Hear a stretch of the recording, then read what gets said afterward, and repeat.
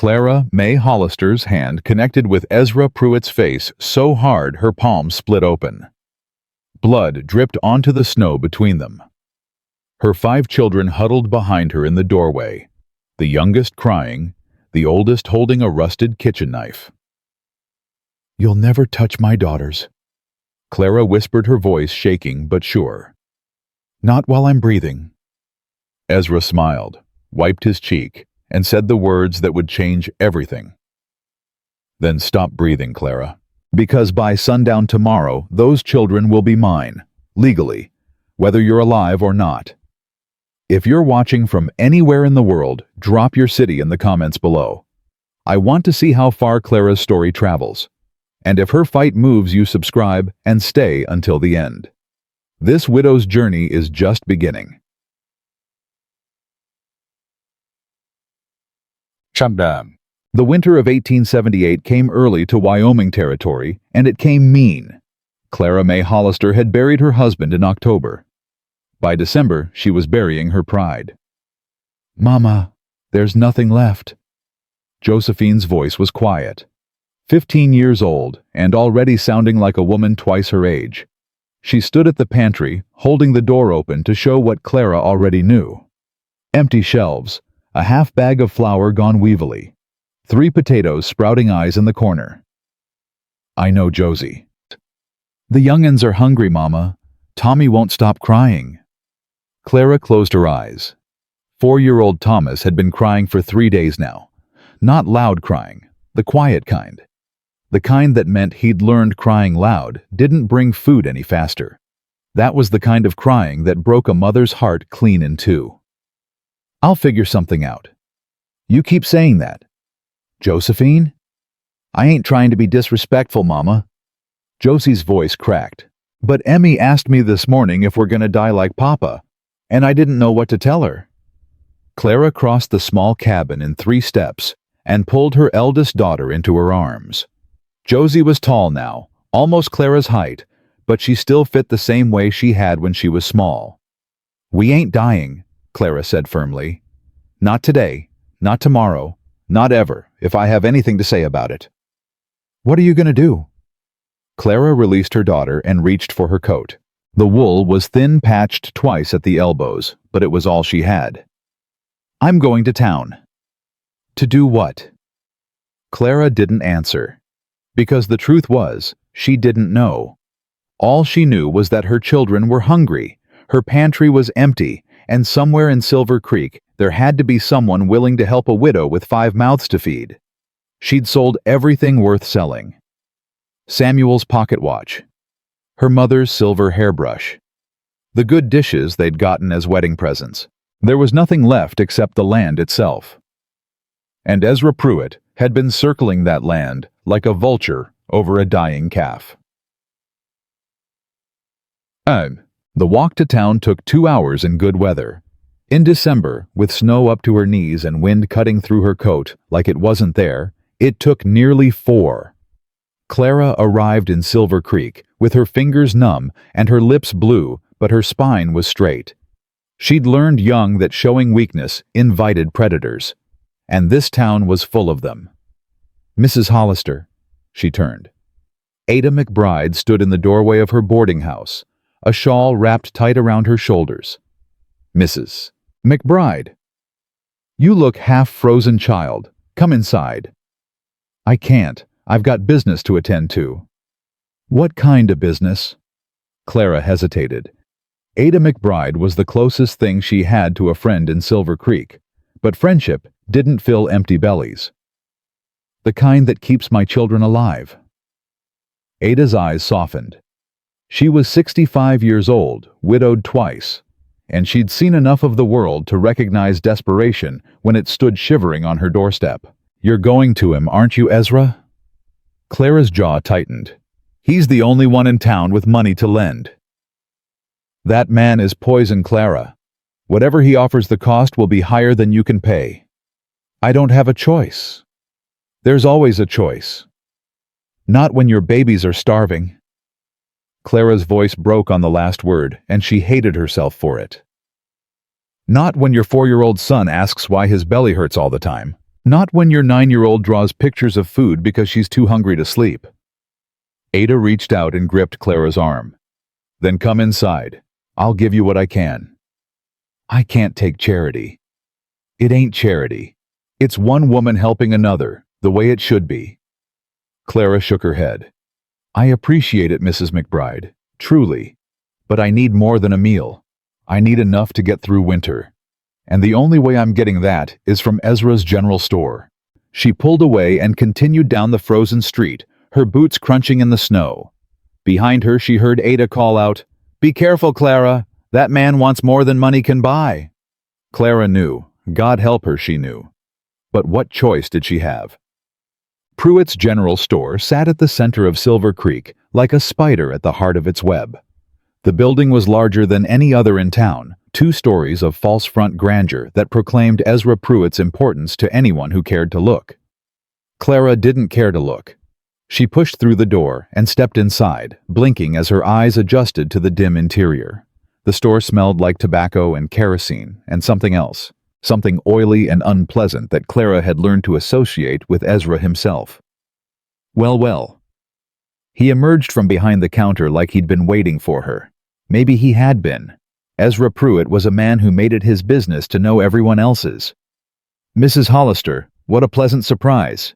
Mr. Pruitt, he was fat in the way of men who ate well while others starved. His vest strained across his belly, gold watch chain gleaming against the fabric. His face was florid, broken-veined from whiskey, and his eyes were the color of dirty ice. Those eyes traveled over Clara, now lingering in places that made her skin crawl. What brings you to my establishment on such a cold day? Business. Ah. Ezra smiled, revealing teeth stained yellow from tobacco. Business. My favorite word. Please come into my office. We can discuss things in private. Clara didn't want to go anywhere private with Ezra Pruitt, but she followed him anyway, past shelves of goods she couldn't afford, past customers who looked away when she caught their eyes past a lifetime of small-town judgment and into a back room that smelled like cigars and old leather. Ezra settled into a chair behind a massive desk. He didn't offer Clara a seat. Now then, what can I do for you, Mrs. Hollister? I need credit. Enough to get my family through winter. Credit! Ezra rolled the word around his mouth like he was tasting it. That's a significant request. How much are we talking about? $50. His eyebrows rose. $50 is a lot of money for a widow with no income and no prospects. I have the farm. The land is worth 3 times that. The land is worth what someone's willing to pay for it. And right now, Mrs. Hollister, no one's willing to pay much for a hardscrabble plot with a falling-down house and 5 hungry children attached to it. Clara's hands clenched at her sides. The water rights alone are meaningless without the means to develop them. Ezra leaned back in his chair, studying her with those cold eyes. Let's be honest with each other, Clara. May I call you Clara? No. He smiled. Let's be honest, Mrs. Hollister. You're not here because you have options. You're here because you're desperate. Your children are starving. Winter is only going to get worse, and every other door in this town has been closed to you. That's not... It is true, and we both know it. Ezra stood moving around the desk toward her. The question is, what are you willing to do about it? Clara stood her ground, though every instinct screamed at her to run. I'm willing to work, to pay back whatever you lend me, with interest. Work, Ezra chuckled. What kind of work can a woman like you do? You're not strong enough for ranch labor. You're too proud for other kinds of employment. And there's not a household in Silver Creek that needs a servant badly enough to take on a widow with 5 children. Then what do you suggest? Ezra stopped close enough that she could smell the whiskey on his breath. I suggest we come to a different kind of arrangement. What kind? Your sister was the prettiest girl in 3 counties. His voice had gone soft, almost gentle. It was more frightening than if he'd shouted. Did you know I asked for her hand before your brother-in-law got to her? Clara's blood went cold. Martha chose William. Martha made a mistake, and then she died for it. Ezra reached out, touched a strand of hair that had escaped Clara's bun. But you're still here. Still pretty even after 5 children. Still young enough to give me more. Clara stepped back. I came here for credit, nothing else. And I'm offering you something better than credit. Ezra's hand dropped to his side, but his eyes never left her face. I'm offering you security, a home, food for your children. All you have to do is say yes. Yes to what? Marriage, Clara. Become my wife. Move into my house. Let me raise those children as my own. For one terrible moment, Clara actually considered it. Ezra had money, a big house, food in his pantry, and coal in his stove. Her children would be warm, they would be fed, and she would be trapped, forever, with a man who looked at her like she was something to be owned. No. The word came out stronger than she expected. Ezra's expression flickered surprise, then anger, then something worse. Something calculated. I'd think carefully before refusing Mrs. Hollister. I have thought carefully. The answer is no. Then I'm afraid I can't help you with credit. He moved back behind his desk, settling into his chair with exaggerated casualness. In fact, I believe your late husband owed me quite a substantial sum. Gambling debts mostly. I've been patient out of respect for your grief, but patience has its limits. Clara's heart stopped. Samuel didn't gamble. Didn't he? Ezra opened a drawer and pulled out a sheaf of papers. I have promissory notes here that say different. Signed in his own hand. Witnessed by Sheriff Cobb and 2 other upstanding citizens. Those are forgeries. Are they? I suppose that would be for a judge to decide? He smiled again, that terrible patient smile. But judges cost money, Mrs. Hollister. Money you don't have. Clara's hands were shaking now. With fear. With rage. With the dawning realization that she'd walked into a trap she couldn't see a way out of. How much? The total debt with interest, $200. 200? Clara's voice failed her. $200 might as well have been 2,000, or 2 million. She would never be able to pay it. Of course, there are other ways to settle debts. Ezra's voice was silky smooth. As I said, marriage would wipe the slate clean. You'd be my wife. Your children would be provided for. And we'd never speak of this unpleasantness again. And if I refuse, then I'll have no choice but to pursue legal remedies. Seizure of property. Your farm, such as it is. Your possessions. He paused, and when he spoke again, his voice was barely above a whisper. Your children. Clara's world tilted. You can't. Can't I, a widow unable to provide for her offspring, a debt she cannot pay, a generous relative willing to take them in? Ezra spread his hands. It's not what I want, Clara, but you're leaving me no choice. You're not their relative. I was married to their aunt. That makes me family. And in the eyes of the law, family has rights. Clara's vision went red at the edges. Her hand moved before she could stop it, swinging up and connecting with Ezra's face with every ounce of strength she possessed. The crack of impact echoed through the small room. Ezra's head snapped to the side.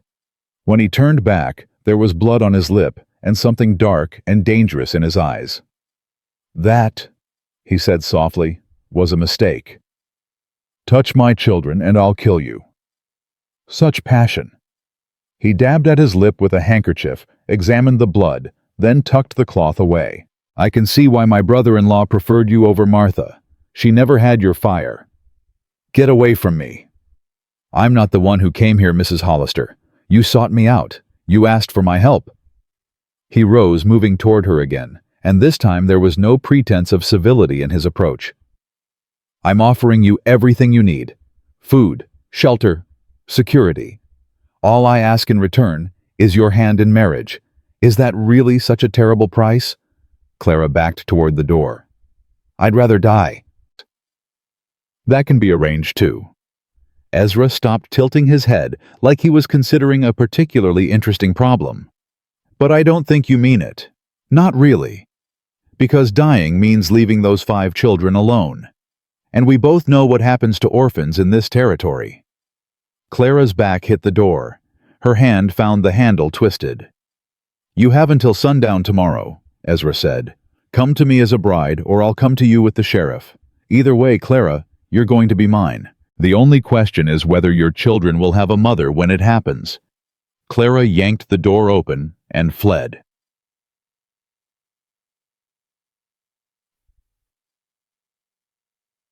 She didn't remember the walk home. Didn't remember stumbling through the snow, falling twice, picking herself up with hands that had gone numb somewhere past the edge of town. She only came back to herself when she saw the cabin. When she saw the thin trail of smoke rising from the chimney. When she heard Emmy's voice shouting, "Mama's back! Mama's back!" And then they were all around her, Josie steadying her arm, Emmy bouncing with excitement, Prue hanging back with worried eyes, Opal demanding to know if she'd brought food, Tommy just crying quietly because he'd forgotten how to do anything else. Inside, Clara managed. Everyone inside. The cabin was cold. They were burning the last of the firewood, and what little heat there was fled through the gaps in the walls Clara had never been able to properly seal. But her children were there, all 5 of them, safe, alive, for now. "Mama!" Josie's voice was sharp with worry. "Mama, your hand is bleeding." Clara looked down. Her palm was split open from hitting Ezra's face. She hadn't even felt it until now. "It's nothing." "It ain't nothing. Sit down. Let me clean it." Clara sat because her legs wouldn't hold her anymore. She watched through a haze of exhaustion as Josie, her responsible, too old for 15. Josie fetched clean cloth and water from the bucket they kept unfrozen near the stove. "What happened?" Josie asked as she worked. "Nothing." "Mama, don't lie to me. I ain't a child." "No." Clara reached out with her good hand, touched her daughter's cheek. "No, you ain't.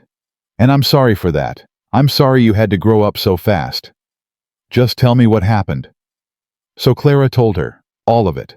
Ezra's proposal, his threats, the forged debts, the deadline. When she finished, Josie's face was white as the snow outside.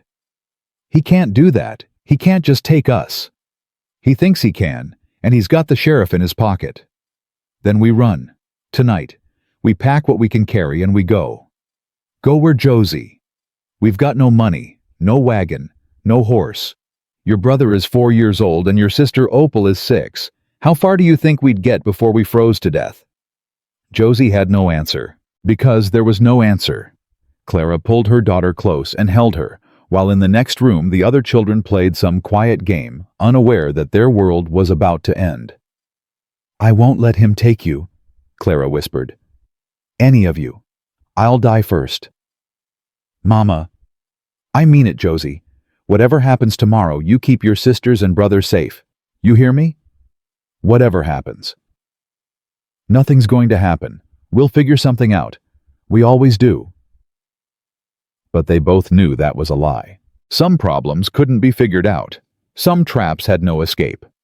Clara had walked into Ezra Pruitt's web, and now she was caught.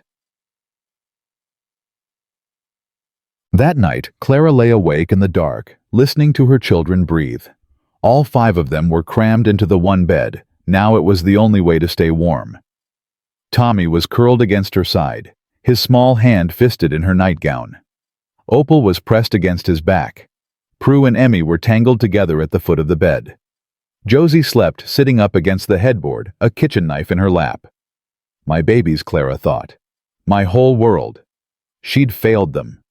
Failed Samuel's memory. Failed her sister Martha, who trusted Clara to look after things if anything ever happened. And something had happened. Something dark and patient and wearing Ezra Pruitt's face. Tomorrow he would come. Tomorrow he would take everything she had left. Unless... Clara's eyes found the rifle mounted above the door. Samuel's rifle. She hadn't fired it in years, couldn't afford the ammunition, but she knew it still worked. Had cleaned it just last month, more out of habit than anything else. She could use it. When Ezra came, she could put a bullet in his chest and end this before it started. And then what hang for murder? Leave her children orphaned for real. There had to be another way. Had to be something she hadn't thought of. Someone who could help. But there wasn't. That was the hell of it. Ada McBride had nothing to give. Judge Stone wouldn't be through Silver Creek for another month, and every other soul in this godforsaken territory had already decided that Clara Hollister's problems weren't their concern. She was alone. She'd been alone since Samuel died, really. Maybe since before that. Because Samuel had been a dreamer, and dreams didn't pay debts, or fill pantries, or keep the wolves from the door. Clara closed her eyes and did something she hadn't done since she was a child. She prayed. Not for herself. She'd given up asking God for anything on her own behalf years ago, but for her children. Please, she thought. Please. If you're there, if you're listening, send help. Send anyone. I don't care who. Just don't let him take my babies. The silence stretched on. And then, just as sleep was finally pulling her under, Clara heard something. Hoofbeats. Far off, but getting closer. Moving steady through the snow up the road that led to nowhere except the Hollister farm. Someone was coming. Matamait. The knock on the door came just after dawn. Clara was already awake, had been awake for hours, sitting by the cold stove with Samuel's rifle across her knees. The children were still sleeping, all except Josie, who crouched by the window with her kitchen knife. "Who is it?" Clara called. "Name's Caleb Westbrook, ma'am. I'm looking for the Hollister place." Clara exchanged a glance with Josie. The name meant nothing to her. "What do you want?" "To talk, that's all. I ain't armed, and I ain't here to cause trouble." "Then why are you here?" A pause. Then, "Because I heard in town that you might be needing help, and I'm in a position to offer some." Clara's grip tightened on the rifle. In her experience, men who showed up at dawn offering help usually wanted something in return. Something she wasn't willing to give, but something in the stranger's voice gave her pause.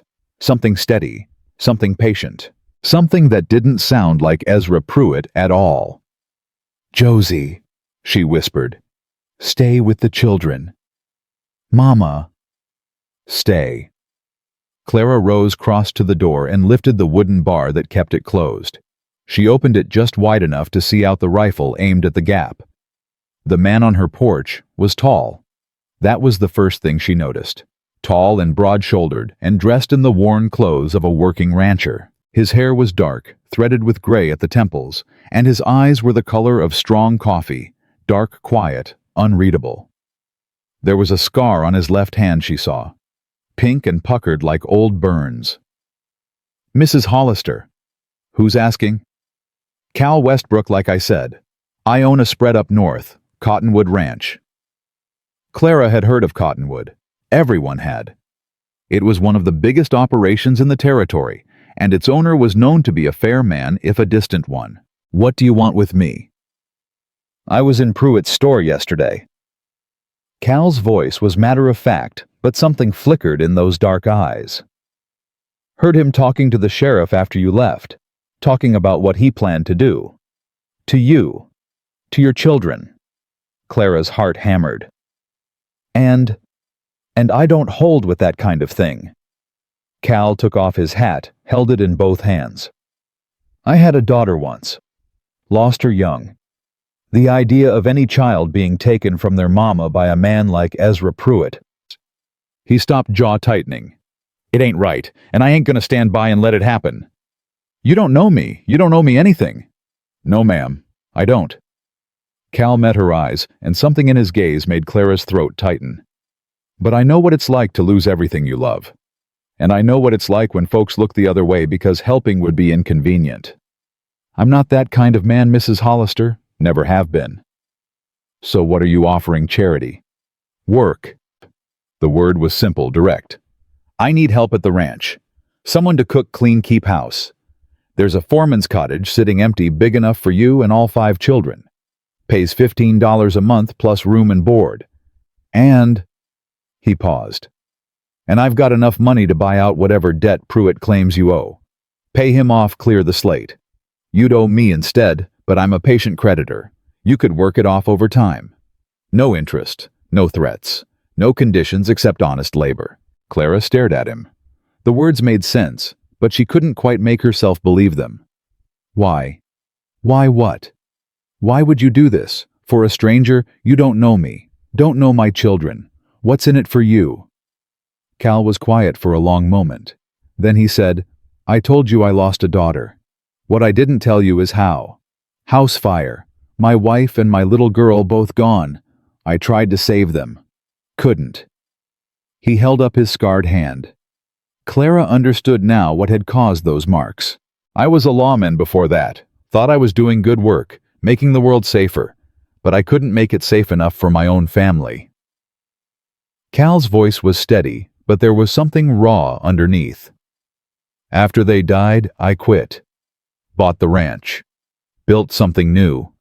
But it's empty, Mrs. Hollister.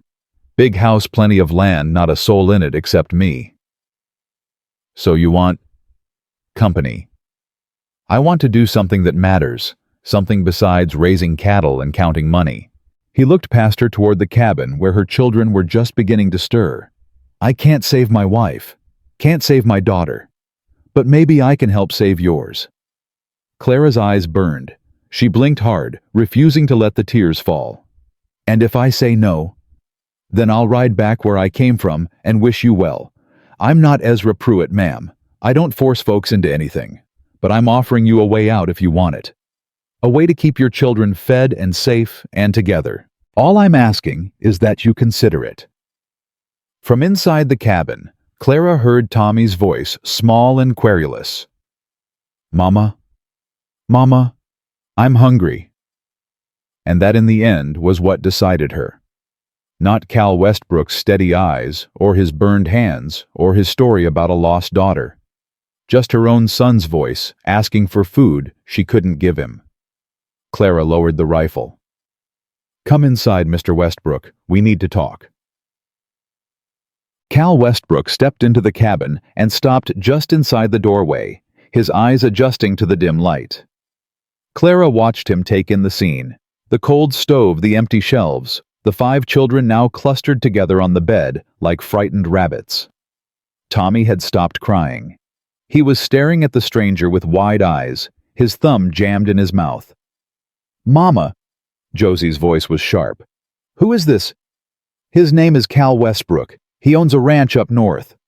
What's he want? Cal answered before Clara could. To help Miss, if your mama will let me. Josie's grip tightened on her kitchen knife. 15 years old and ready to fight a grown man to protect her family. Clara's heart ached with pride and grief in equal measure. Josie, put that down. But Mama, I said put it down. Mr. Westbrook ain't here to hurt us. Josie lowered the knife but didn't release it. Her eyes never left Cal's face. Smart girl, Cal said quietly. You're right to be careful. World's full of men who don't mean well, but I ain't one of them. How do we know that? You don't, not yet. Cal moved slowly, deliberately, pulling a chair from the table and sitting down so he was no longer looming over them. That's why I'm gonna sit right here and explain what I'm offering, and then your mama's gonna decide whether to trust me or not. Fair? Josie looked at Clara. Clara nodded. Fine, Josie said. Talk. So Cal talked. He explained about the ranch, about the foreman's cottage, about the wages and the work. He explained about paying off Ezra's debt. He explained that there would be a legal contract witnessed by a judge that spelled out exactly what Clara owed and exactly how she could work it off. No tricks, he said. No hidden conditions. Everything in writing, everything fair. You don't like how things are going, you give notice and leave. I won't stop you. Won't hold the debt over your head. Won't threaten your children. Why not? Emmy had crept closer during his explanation, her 12-year-old curiosity overcoming her fear. If we owe you money, why wouldn't you make us pay? Cal looked at her with something like pain in his eyes. Because debt ain't supposed to be a weapon, miss. It's supposed to be an agreement between people who trust each other. Your mama would be doing me a service, keeping my house and cooking my meals. I'd be doing her a service, giving her a safe place to raise you children. That's how it should work. That's how it's going to work if she says yes. And if she says no, then I ride home and you never see me again. Emmy considered this. You're strange, she finally said. Most grown-ups ain't this nice. Emmy. Clara's voice was sharp, but Cal just smiled, the first smile Clara had seen from him, small and sad and genuine. She's right, Mrs. Hollister. Most grown-ups ain't. That's the problem with the world, I reckon. Not enough folks willing to be decent when it costs them something. What's it costing you? Josie demanded. Really? Time, money, the peace and quiet I've gotten used to. Cal's smile faded. And maybe something else. Something I ain't ready to name yet, but that's my burden to carry, not yours. Clara had been silent through all of this, watching her children interact with this stranger, trying to read him the way she'd learned to read men over years of hard experience. Ezra Pruitt smiled too much and said too little. Cal Westbrook barely smiled at all and said exactly what he meant. That had to count for something. Mr. Westbrook. Ma'am, if I agree to this, and I ain't saying I am, what happens today? Right now, because Ezra Pruitt is coming at sundown with the sheriff, and I don't think your job offer is going to stop him. Cal's expression hardened. No, ma'am, it won't. That's why I ain't just offering you a job. What else are you offering? Protection. The word hung in the cold air. Pruitt's got the sheriff in his pocket, but he ain't got Judge Stone. I sent a rider to fetch him last night. He's holding court 2 towns over, should be here by noon. When he arrives, we're going to make this official. I pay off your debt. We sign a contract, and you and your children become my legal responsibility. Your responsibility. Under territorial law, an employer who provides housing for workers has certain obligations and certain rights. Cal leaned forward, his dark eyes intent. One of those rights is protection from harassment. If Pruitt tries to take your children after you're under my employ, he's not just attacking you. He's attacking my household, my property, and that's something the law takes seriously. Clara's breath caught. You'd make yourself a target. For me. For people you don't even know. I'd make myself a shield, Mrs. Hollister. There's a difference. Why? It was the same question she'd asked before, and Cal gave her the same answer, but this time there was something raw in his voice. Because I couldn't save my own family. And I've spent 8 years living with that failure. 8 years waking up in an empty house, eating meals alone, going to bed, knowing that the people I loved most are gone because I wasn't fast enough, or smart enough, or strong enough to protect them. He paused, and Clara saw his scarred hand clench against his thigh. I can't change what happened. Can't bring them back. But I can choose what kind of man I'm going to be going forward. And I choose to be the kind who helps when he can. Who stands up when it matters. Who doesn't walk past suffering just because it's easier. The cabin was silent, except for the wind outside and Tommy's quiet breathing. Then Opal spoke up, 6 years old, and apparently fearless. Mister, do you have horses at your ranch? The question was so unexpected that Cal actually laughed. A real laugh surprised out of him. Yes, miss, I've got horses. Can I pet them? Opal, Clara said. I like horses.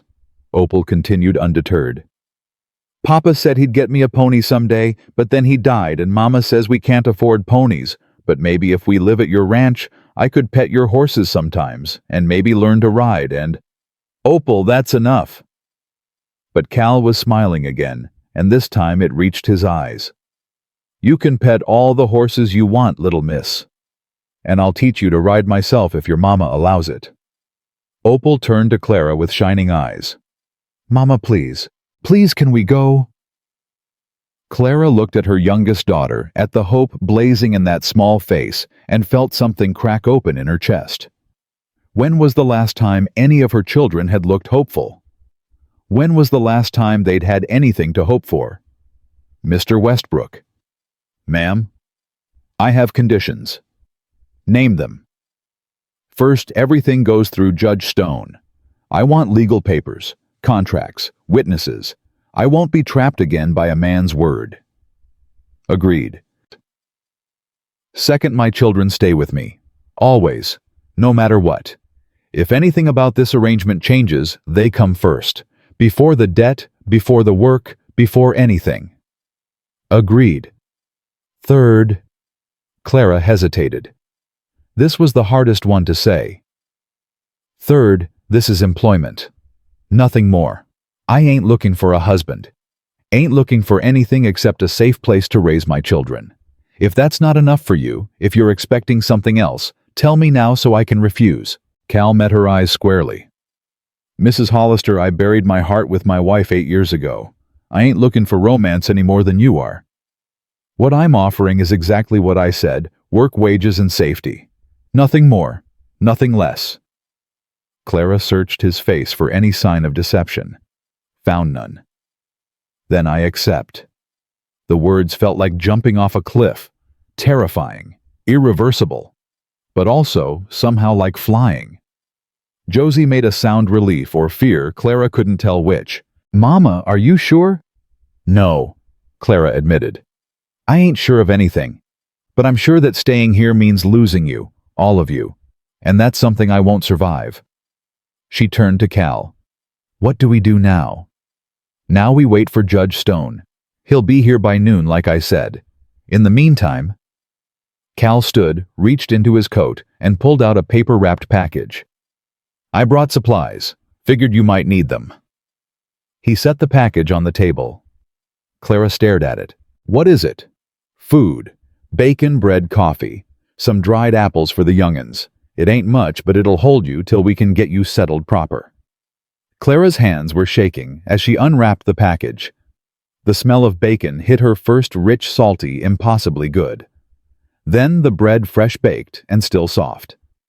Then the coffee, dark beans that made her mouth water just from the scent. Mr. Westbrook, I can't. You can. Consider it an advance on your wages if it helps your pride any. Cal's voice was gentle. When's the last time those children ate a proper meal, Mrs. Hollister? Clara couldn't answer. The truth was too shameful. That's what I thought.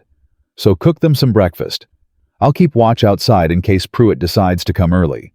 And when the judge gets here, we'll make this whole thing official and legal and binding. He moved toward the door, then stopped. One more thing, ma'am. Yes. Whatever happens today, whatever Pruitt says or does or threatens, remember that you're not alone anymore. You've got someone standing with you now, and I don't back down easy. He stepped outside, closing the door behind him. Clara stood frozen for a long moment, the package of food in her hands, her children watching her with expressions ranging from hope to fear to confusion. Then Tommy tugged at her skirt. Mama, is that bacon? Can I have some, please? And Clara, for the first time in longer than she could remember, smiled. Yes, baby. You can have all the bacon you want. She cooked breakfast while her children watched, their eyes huge, as the cabin filled with smells they'd almost forgotten. Josie helped without being asked, slicing bread and setting out the few uncracked plates they had left. Emmy kept the fire going, feeding it carefully from the small pile of kindling. Prue sat with Opal and Tommy, keeping them entertained with a story about a princess and a magic horse. Through the window, Clara could see Cal Westbrook standing in the snow, his rifle cradled in his arms, watching the road that led to town. Guarding them. A stranger guarding them like they mattered. It didn't make sense. None of it made sense. Men didn't just show up and offer salvation without wanting something in return. But Cal Westbrook had looked her in the eye and told her what he wanted redemption for. A past he couldn't change, purpose in a life that had gone hollow. And somehow, against all her instincts, Clara believed him. She served the children first, watching them eat with the desperate focus of the truly hungry. Tommy stuffed bacon into his mouth so fast she was afraid he'd choke. Opal ate her bread in tiny bites, making it last as long as possible. Prue wouldn't eat until Clara told her it was safe, that there was enough for everyone, that this wasn't a trick. Mama. Josie's voice was quiet as they ate. Do you really trust him? I trust that he's our only chance, Clara said. That's not the same thing, but it's enough. For now. What if he's lying? What if this is all some kind of trap? Then we deal with it when it happens. But Josie... Clara reached out, touched her daughter's face. I've been reading people my whole life. Had to survive. And that man out there, he's not lying. He's not hiding anything. He's exactly what he says he is. What's that be?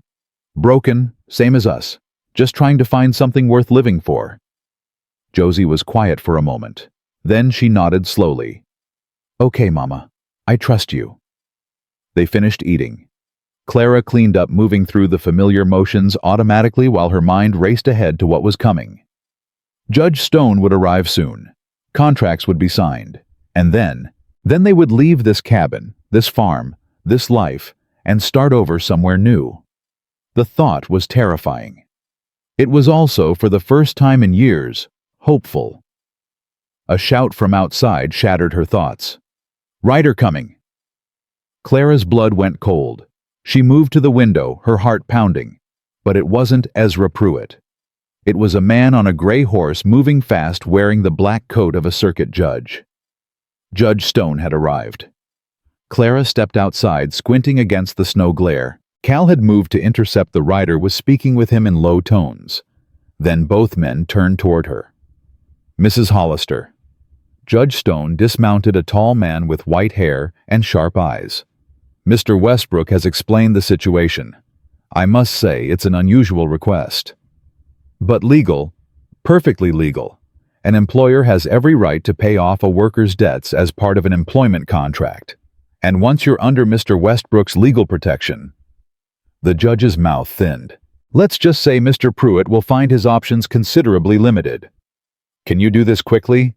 Pruitt's coming at sundown. I can do it right now if you're willing. Judge Stone pulled papers from his saddlebag.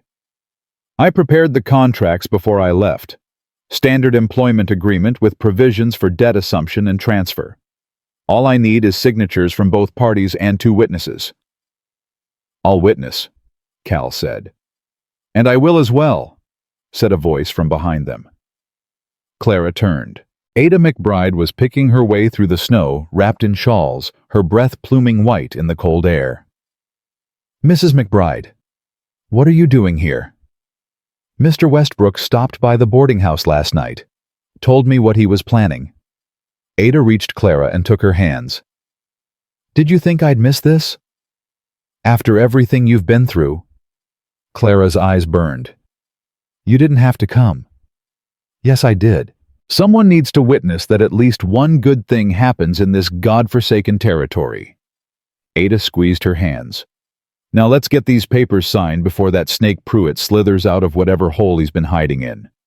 They went inside. Judge Stone spread the contracts on the table, explaining each provision in careful detail. Clara listened, asked questions, made sure she understood exactly what she was agreeing to. The terms were fair, more than fair. She would work for Cal Westbrook for 1 year, at which point the debt would be considered fully paid. During that time, she and her children would have room board and a wage of $15 monthly. She could terminate the arrangement at any time with 2 weeks' notice, and if she did, the debt would be prorated based on time served, not demanded in full. This is... Clara's voice failed her. This is generous, Mr. Westbrook. Too generous. It's fair, Cal said. Nothing more, nothing less. Clara signed her name at the bottom of the contract. Her hand was shaking, but her signature was clear. Cal signed next. Then Judge Stone added his seal. It's done, the judge said. As of this moment, Mrs. Hollister and her children are under the legal protection of Cottonwood Ranch. Anyone who interferes with that protection is committing a criminal act. Ada dabbed at her eyes. Well, that's that then. Not quite. Cal was looking out the window, his expression hardening. We've got company. Clara followed his gaze. Her stomach dropped. Ezra Pruitt was riding up the road, and he wasn't alone.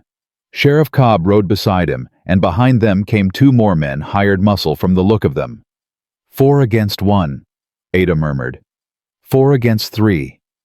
Judge Stone corrected his hand, moving to the pistol at his hip. I may be old, but I haven't forgotten how to shoot. Make that 4 against 4. Clara reached for Samuel's rifle. This is still my land until I leave it. Cal looked at her with something like approval.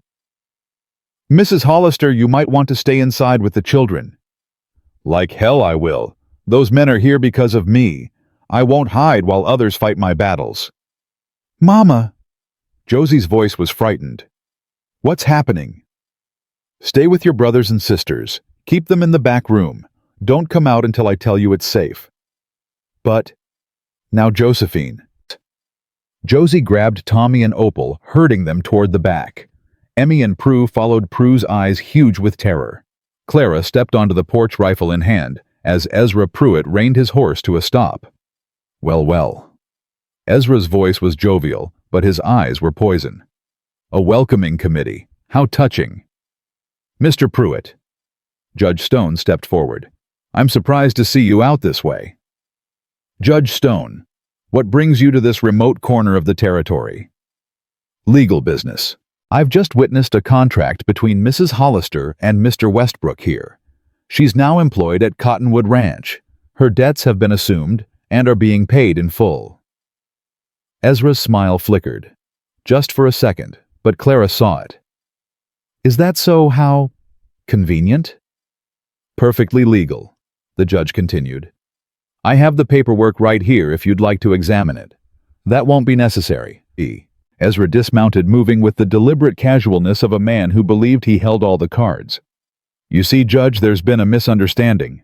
The debts Mrs. Hollister owes aren't the kind that can be transferred. They're personal debts, family debts, between her late husband and myself.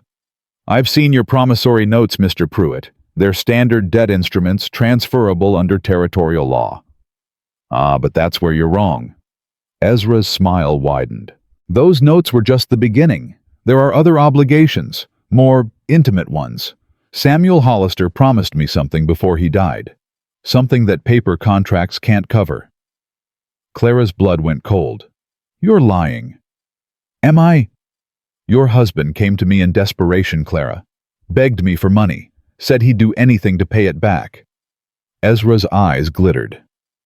Anything, including offering me the one thing of value he had left.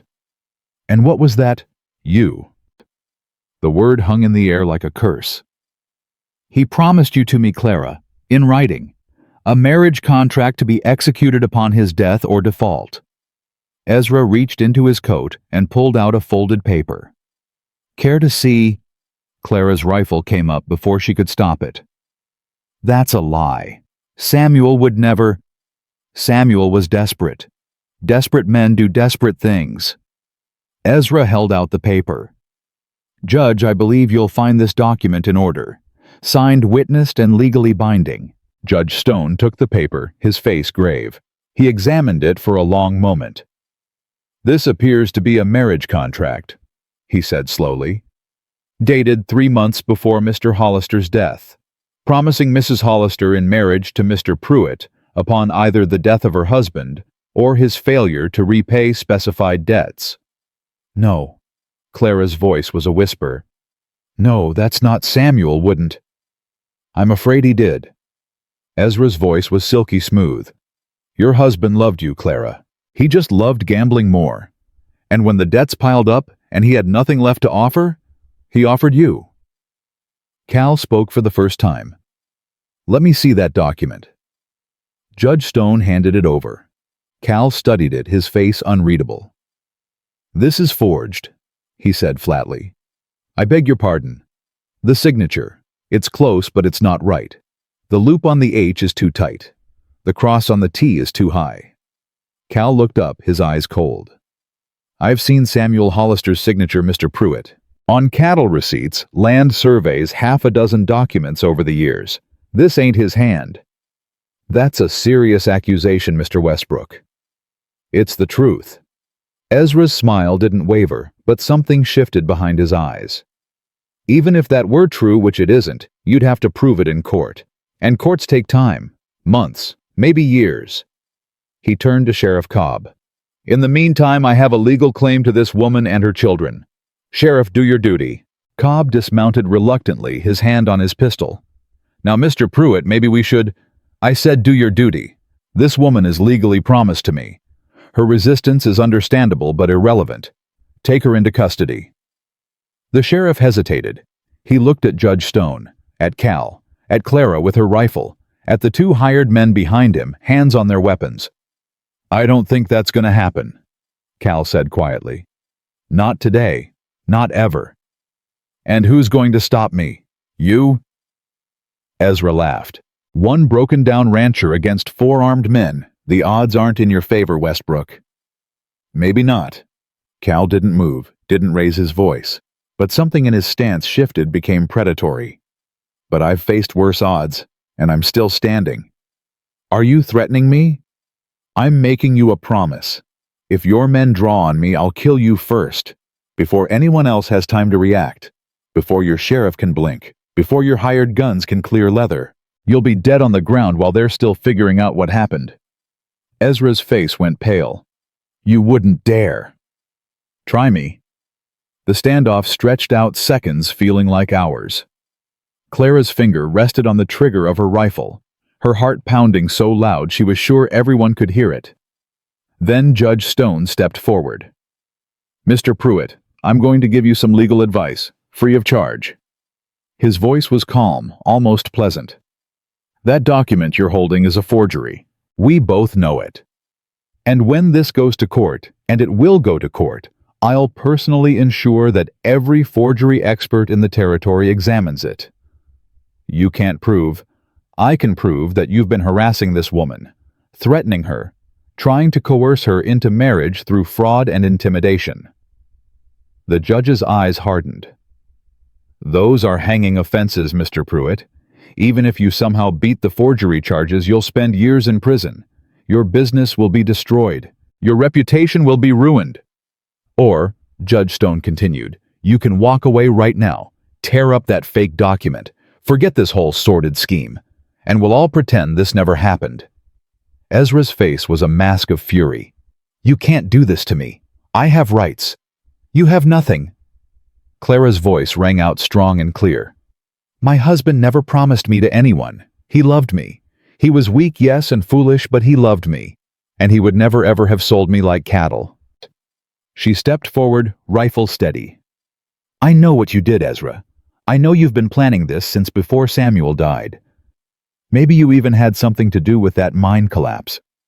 I can't prove it, but I know it in my bones." "You're hysterical." "I'm finished." Clara's voice dropped, became deadly quiet. "I'm finished being afraid of you. I'm finished letting you threaten my children. I'm finished." She raised the rifle until it was pointed directly at Ezra's chest. "You've got until this count of 3 to get off my property. After that, I start shooting. And if you ever come near me or my children again, I won't bother counting." "You wouldn't." 1. "This is insane." 2. Ezra looked at the sheriff, at his hired men, at Cal and Judge Stone and Ada. He looked at Clara, at the rifle, at the absolute certainty in her eyes. "This isn't over," he hissed. "It is for today. 3. Her finger tightened on the trigger. Ezra scrambled for his horse dignity, forgotten fear, naked on his face. The sheriff mounted quickly, eager to be gone. The hired men followed, neither willing to die for whatever Ezra was paying them. In seconds they were riding away, Ezra's curses floating back on the cold wind. Clara watched until they disappeared. Then her legs gave out. Cal caught her before she hit the ground, easing her onto the porch steps. The rifle slipped from her nerveless fingers. "It's over," he said. "You did it. It's over. He'll come back." Her voice was shaking now, all the fear she'd suppressed rushing back. "He won't stop. Men like him never stop." "Then we'll be ready." Cal's hand was warm on her shoulder. "You're not alone anymore, Mrs. Hollister. Remember." Clara looked up at him, this strange broken man who'd appeared out of nowhere and offered her salvation. "Clara," she said. "Ma'am." "My name is Clara. If we're going to be living under the same roof, you might as well use it." Cal's mouth twitched, not quite a smile, but close. "All right, Clara. Are you ready to go home?" "Home."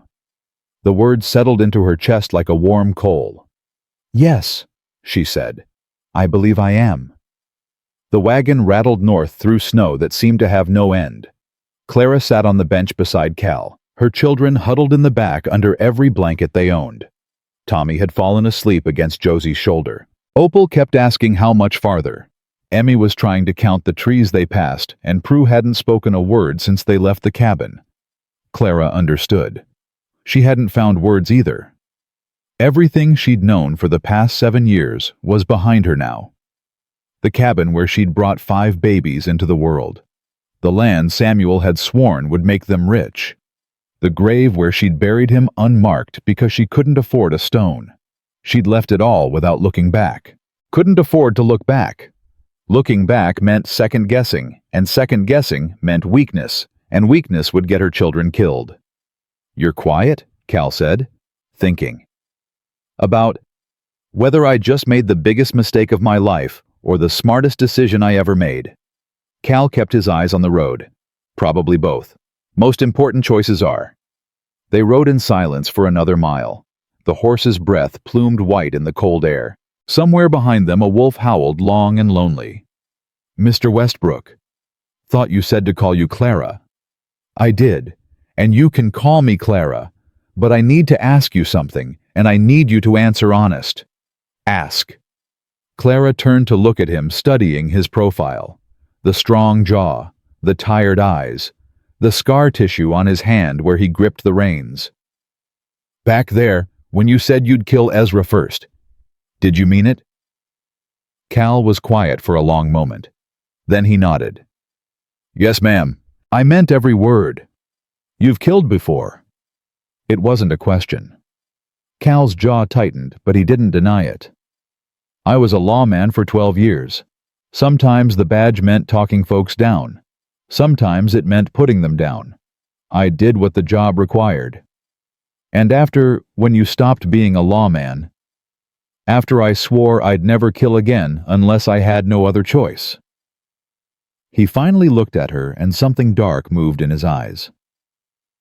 "Ezra Pruitt was about to give me no other choice. I'm grateful it didn't come to that." Clara absorbed this. A killer. She was putting her children in the care of a killer. But then again, she'd just threatened to shoot a man herself. And meant it. What did that make her? "I ain't afraid of you," she said finally. "Didn't think you were." "I'm afraid of a lot of things right now. What's coming? Whether I made the right choice? Whether my children will be safe. But you?" She shook her head. "No, you I ain't afraid of." "Good." Cal's voice was rough. "Fear's useful sometimes, keeps you sharp. But there should be some people in your life you don't have to be afraid of. I'd like to be one of them." Opal's voice piped up from the wagon bed. "Are we there yet?" "Almost, little miss. See that ridge up ahead? Just over that, and we're home. Home." Clara turned the word over in her mind, like a stone in her pocket. It felt strange, foreign. She'd had homes before. The house where she grew up, cramped and poor, but full of love, until her parents died. The cabin with Samuel, full of dreams that turned to dust. Now she was heading toward another man's home, another uncertain future. But this time, she reminded herself she had a contract. Legal protection. A way out if things went wrong. This time, she wasn't trapped. The wagon crested the ridge and Opal gasped. "Mama, look!" Clara looked, and for a moment she forgot how to breathe. The valley spread out below them like something from a dream. A creek wound through it, silver in the winter light. Beyond the creek stood the ranch house, not a cabin, a real house, 2 stories of solid timber with a stone chimney and glass windows and a porch that wrapped around 3 sides. There was a barn twice the size of her old cabin corrals full of horses, and in the distance, cattle dotted the white fields like scattered pepper. "That's yours." Josie's voice was hushed. "That's home," Cal said. "Yours too now, long as you want it." They descended into the valley as the sun began to set, painting everything gold and rose. A dog came bounding out to meet them, a big brindled hound that barked once, then wagged its entire body when it recognized Cal. "That's Duke," Cal said. He's friendlier than he looks. Duke proved this immediately by shoving his head into Opal's lap the moment she climbed down from the wagon. She shrieked with delight and wrapped her arms around his neck. "Mama, Mama, he likes me. I see that baby. Can I keep him, please?" "He ain't a toy, Opal. He's Mr. Westbrook's dog." "Duke belongs to whoever he decides to love," Cal said. "Looks like he's made his choice." Tommy had woken up during the descent and was now clinging to Josie's hand, staring at everything with wide, frightened eyes. Clara knelt down to his level. "It's okay, sweetheart. This is our new home. We're safe here." "Where's Papa's house?" The question hit Clara like a fist. She'd been so focused on survival that she'd almost forgotten Tommy barely remembered anything but the cabin. That cramped, cold, empty cabin was the only home he'd ever known. "Papa's house is far away now. But this house is going to be even better. You'll have your own room. And there are horses. And a dog. See?" Tommy looked at Duke, who was now lying on his back while Opal rubbed his belly. Something in the little boy's face shifted. "Can I pet him too?" "Of course you can. Go on." Tommy released Josie's hand and toddled over to the dog. Duke immediately rolled upright and gave the boy a giant lick across the face. Tommy giggled. Actually giggled, and Clara felt tears prick her eyes. When was the last time she'd heard any of her children laugh? "Mrs. Hollister," a woman's voice. "I mean, Mrs. Clara." Clara turned. A woman stood on the porch, middle-aged, sturdy, with kind eyes and flour dusted on her apron. "I'm Martha Greenwood. I cook and keep house for Mr. Westbrook. He sent word you'd be coming." Martha smiled warmly. "I've got supper ready and rooms made up for the children. You must be exhausted." Supper. Rooms. Someone else had prepared food and made beds and was smiling at her like she was welcome. Clara's composure finally cracked. The tears she'd been holding back for weeks, months, years spilled over. "I'm sorry," she gasped. "I'm sorry, I don't usually... I can't..." Martha was beside her in an instant, arm around her shoulders. "Hush now. You've nothing to apologize for. Come inside, sit down. Let someone else carry the weight for a minute." Clara let herself be led into the house. She was dimly aware of Cal bringing in their meager possessions, of Josie herding the younger children inside of the warmth and light and the smell of bread baking. Martha sat her in a chair by the fire and pressed a cup of hot tea into her hands. "Drink that. It's got honey in it. Good for the spirit." Clara drank. The tea was sweet and warm and perfect. "Better?" Clara nodded, not trusting her voice. "Good. Now I'm going to tell you something and I want you to hear it." Martha knelt down so they were eye to eye. "Whatever brought you here, whatever you're running from, you're safe now. Mr. Westbrook is the most honorable man I've ever known. He'll protect you and your children like they were his own blood. And I'll help however I can." "Why?"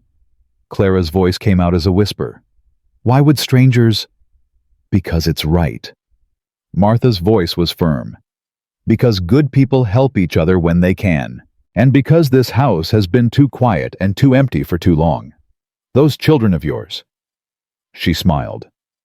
"They're exactly what this place needs." Supper that night was a revelation. Martha had prepared roast beef with potatoes and gravy, fresh bread with butter-preserved vegetables from the root cellar, and a dried apple pie that made Emmy's eyes go wide. The children ate like they'd never seen food before. Clara had to keep reminding them to slow down to chew, to remember that there was plenty and they didn't have to fight for it.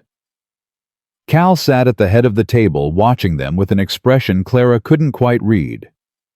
When Tommy asked for a third helping of potatoes, Cal himself spooned them onto the boy's plate.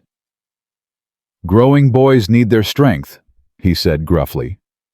"What about growing girls?" Opal demanded.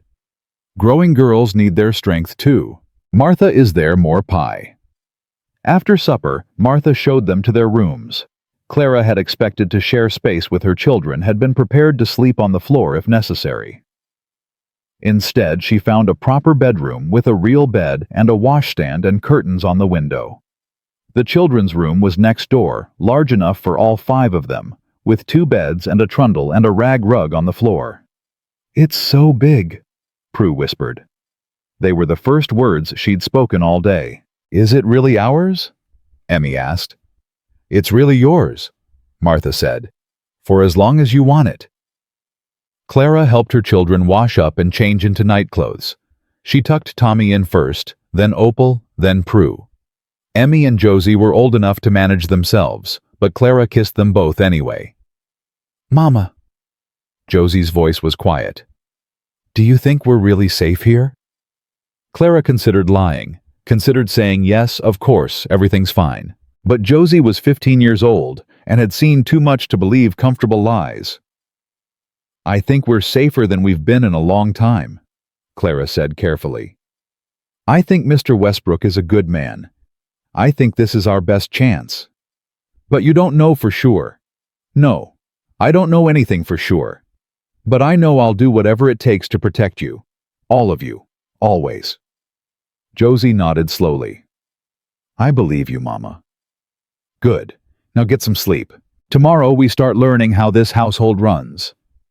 Clara slipped out of the children's room and nearly collided with Cal in the hallway. "Sorry," she said, stepping back. "I was just making sure they're settled. I know."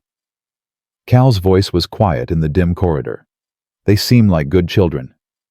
"They are. They've been through more than any child should have to endure, but they're strong. Stronger than me most days." "I doubt that." Clara looked up at him. In the low light, the hard lines of his face seemed softer somehow. "Thank you," she said, "for all of this. I know I keep saying it, but you don't have to keep saying it. Just rest. You're safe here. Your children are safe. Whatever comes next, we'll face it together." Together. Such a simple word, such an enormous promise. Clara nodded and retreated to her room. She closed the door, leaned against it, and let out a breath she felt like she'd been holding for 3 years. The bed was soft. The room was warm. Her children were sleeping next door, fed and clean and safe. For the first time since Samuel died, Clara allowed herself to hope. The first week at Cottonwood Ranch was a blur of new routines and unfamiliar spaces. Clara insisted on earning her keep from the first day. She rose before dawn, helped Martha with breakfast, and spent her mornings learning the rhythms of the household. She scrubbed floors, mended shirts, learned how to operate the fancy cast iron stove that was nothing like the crude fireplace she'd cooked on for years. Martha was patient with her mistakes and generous with her praise. By the end of the week, Clara could produce bread that didn't come out like bricks and coffee that Cal actually complimented. "You've got a gift," Martha said one evening. "Some people never figure out that stove." "I've got 5 children. I learned early that failure isn't an option when hungry mouths are depending on you." The children adapted faster than Clara expected. Opal attached herself to Duke like a shadow, following the dog everywhere, sleeping with him curled at the foot of her bed. Tommy started talking more complete sentences sometimes, instead of the single words and nods he'd fallen into during the hungry months. Emmy discovered the horse barn and spent every spare moment learning to groom and feed the animals, and Prue found a quiet corner of the house with good light and began drawing again, filling scraps of paper with sketches of everything she saw. Josie worried Clara the most. The girl was helpful, uncomplaining, and watchful in a way that made Clara's heart ache. She was waiting for the other shoe to drop, waiting for Cal to reveal himself as another Ezra, waiting for the safety to prove false. Clara understood. She was waiting too. But days passed, and Cal remained exactly what he'd appeared to be, a quiet, honorable man who worked hard, treated everyone fairly, and asked for nothing except honest labor in return. He was patient with the children's endless questions. He let Opal name one of the barn cats, despite his protests that working cats didn't need names. He sat with Tommy after dinner and showed him how to whittle a horse from a piece of pine. He complimented Prue's drawings and suggested she might like some proper paper and pencils the next time anyone went to town. And with Clara, he was respectful. Always respectful. He never raised his voice, never made demands, never looked at her the way Ezra had looked at her, like she was something to be owned. It was disorienting, and wonderful, and terrifying all at once. "You're staring at him again," Martha said one afternoon. Clara startled. "I'm not." "You are. And it's all right. He's worth staring at, I suppose. In a rugged sort of way." "That's not why I know why." Martha's voice gentled. "You're trying to figure him out. Trying to find the catch, the hidden cost." Clara said nothing. It was true. "There isn't one," Martha continued. "I've worked for Cal Westbrook for 6 years. He's the same man every day. Honest, fair, lonely as a single tree on a prairie, but too stubborn to admit it. Why hasn't he remarried? Because he buried his heart with his wife and daughter. He told you about them." "Some, not much," Martha sighed. "Margaret was the light of his life, and little Lily—" She shook her head. "That man walked through fire to try to save them. Literally. Those scars on his hands, he got them pulling burning timbers off the nursery door, but by the time he got through, it was too late." Clara's chest tightened. "He blames himself. Every day, every single day." Martha wiped her hands on her apron.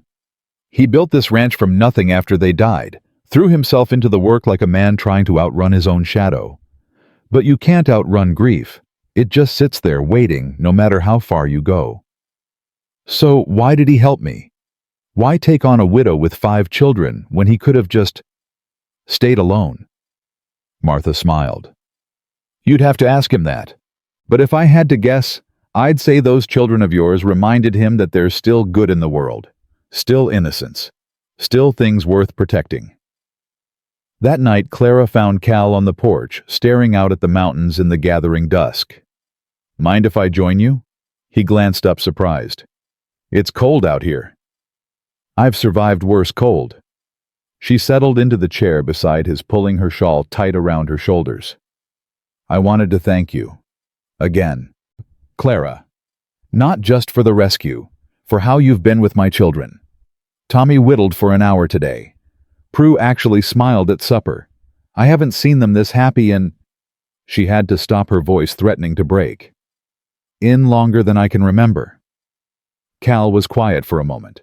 Then he said, "They're easy to care about, all of them, even the suspicious one." "Josie's not suspicious, she's protective." "I know, that's why I like her." A ghost of a smile crossed his face. "She reminds me of someone I used to know." "Who?" "Me, before the world taught me to trust again." Clara absorbed this. "Did someone teach you to trust again?" "Margaret did, my wife." Cal's voice went soft. "I was angry when I met her. Young and angry and convinced that caring about people just gave them weapons to hurt you with. She showed me different." "What happened?" "She died, and I went back to being angry." He turned to look at Clara, his eyes dark and serious. "But lately, I've been thinking maybe I don't want to be angry anymore. Maybe I'm tired of building walls and pushing people away. Maybe—" He stopped himself. "Maybe what?" "Nothing. It's not important." But Clara thought she knew what he'd been about to say, and she thought maybe she felt the same way. "Cal." "Yes." "I'm glad I'm here. I'm glad my children are here. Whatever happens next, I'm glad."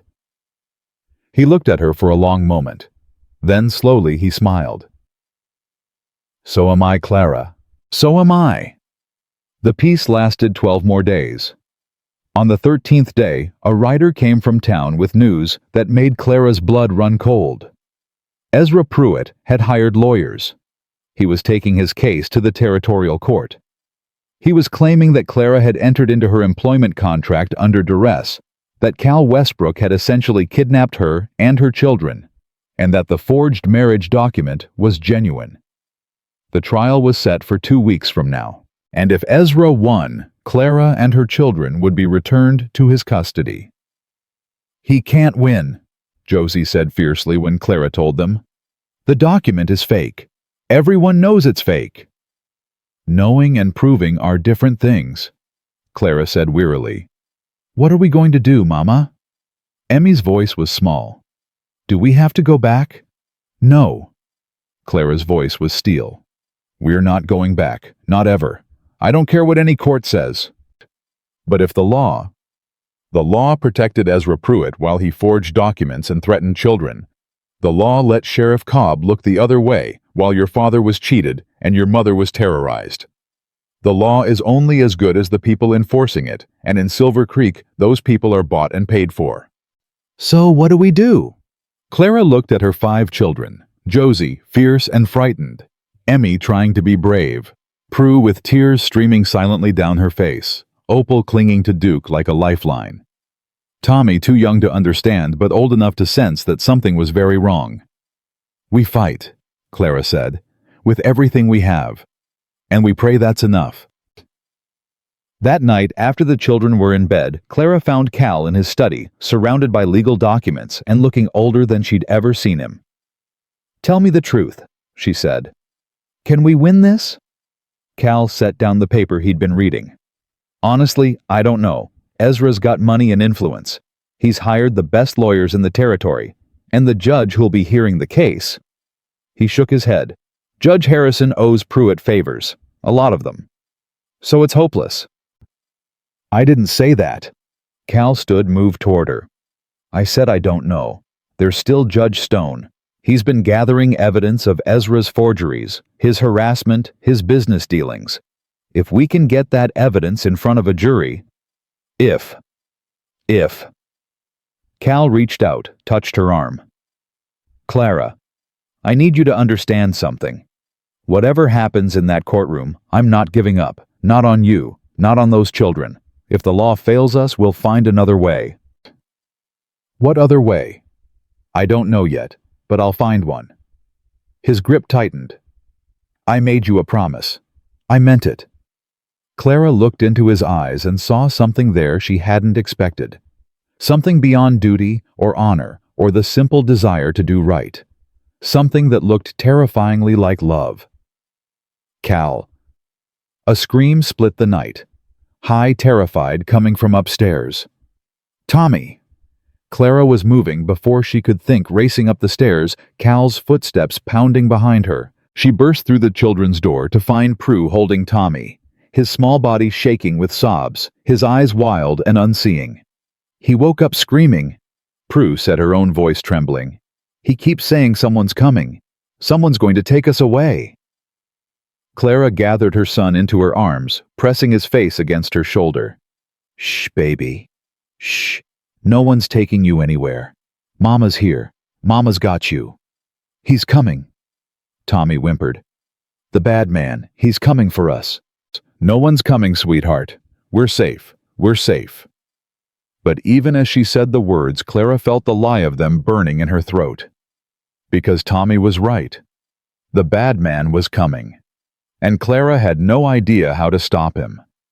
The night Tommy had his nightmare was the night Clara stopped sleeping. She would lie in her bed, staring at the ceiling, listening for sounds that didn't belong.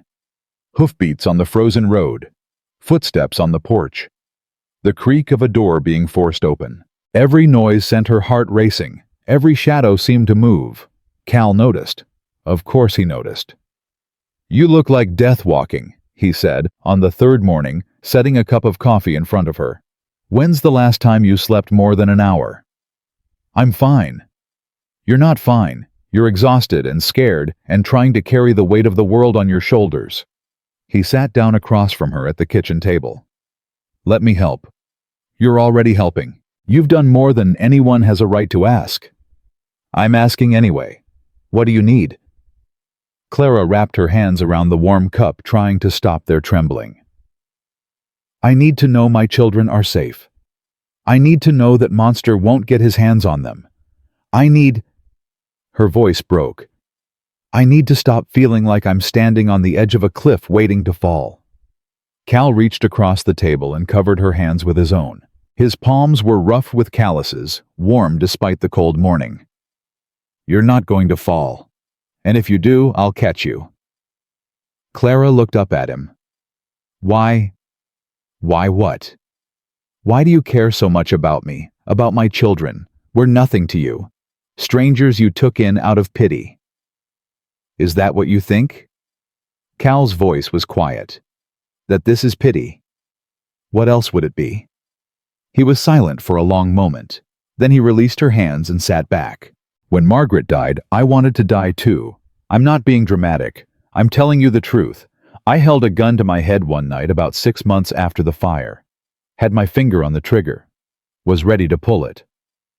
Clara's breath caught. Cal, you know what stopped me? I heard a voice, clear as day, even though there was no one there. Margaret's voice. And she said, "Not yet, Caleb. You've got work to do." He looked at her, his dark eyes intense. I didn't know what she meant. Not then. I spent 8 years wondering what work she was talking about. Building the ranch. That didn't feel like enough. Running cattle. Any fool can run cattle.